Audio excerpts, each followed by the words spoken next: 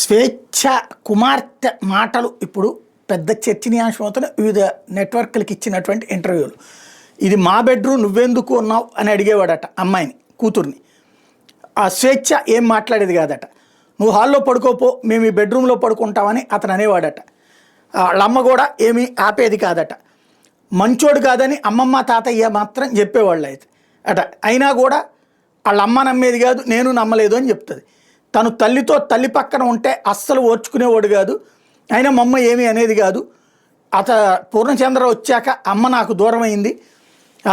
అమ్మ తనతో ఈ అమ్మాయితో బిర్యానీ చేయించేదట అతని కోసం. అది ఈ అమ్మాయికి బాగా కోపం. అమ్మకి పెద్ద కార్లు, పెద్ద ఇళ్ళు, ఫామ్ హౌసు, పెద్ద కుక్కలు అంటే ఇష్టమట. అమ్మ ఇష్టాలు అతను కలిసి అయిపోయినాయి. అన్నీ కొనిస్తా అని చెప్పేవాడు. మా అమ్మకు నేను హ్యాపీగా ఉంటా కదా అని అమ్మ కూడా అతనికి పూర్తిగా సరెండర్ అయిపోయింది అని చెప్తుంది 13 ఏళ్ల కుమార్తె.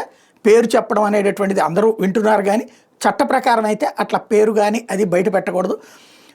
వాళ్ళమ్మ తనకన్నా అతన్నే ఎక్కువగా ఇష్టపడింది అన్నటువంటిది అమ్మాయి చెప్పే మాటలను బట్టి అర్థమవుతుంది. అది అతను చెప్తోంది కూడా అదే. అట్లాంటి ఇష్టమే అమ్మాయి భర్తగా తనను ఊహించుకుంటే తను ఒప్పుకోనందువలనే ఇదంతా జరిగింది అన్నటువంటిది.